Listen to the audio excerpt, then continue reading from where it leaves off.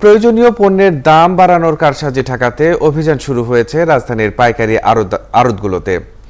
রোববার ভোক্তা অধিকার সংরক্ষণ অধিদপ্তর অভিযান চালিয়ে নানা অনিয়মের অভিযোগে 4টি পাইকারি আড়তে জরিমানা করে।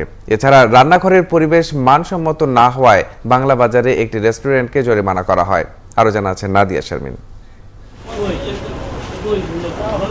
সরকারের আশ্বাস সত্ত্বেও রমজান আসতে না আসতেই বাড়তে থাকে পেঁয়াজ, রসুন, আদা, আলু সহ প্রয়োজনীয় পণ্যের দাম। পাইকারিতে যত বাড়ে, খুচরা বাজারে বাড়ে তার দ্বিগুণ।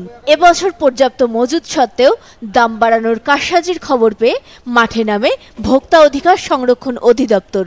অভিযান চালায় শ্যামবাজার, লালকুঠির আড়তগুলোতে।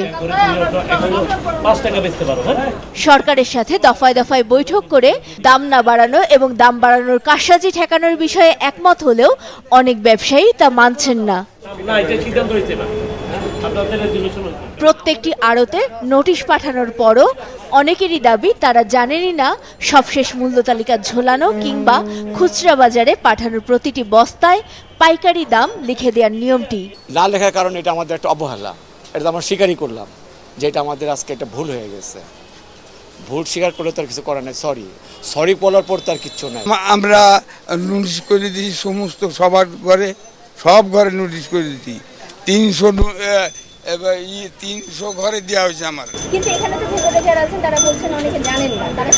না এটা যদি বলে এটা ভুল বলবে। আমি আজকে আবার ডাকাইতেছি সবাইকে।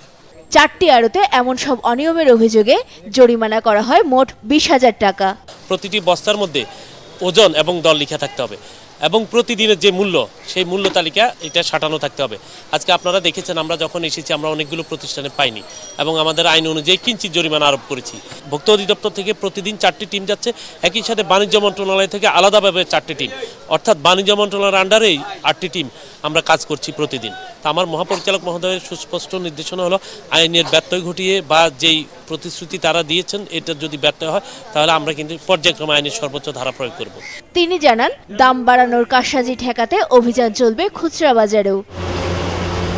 এদিকে বাংলা বাজারে রান্নার পরিবেশ নিয়ে অনিয়ম পাওয়ায় একটি রেস্টুরেন্টকে 40,000 টাকা জরিমানা করা হয়।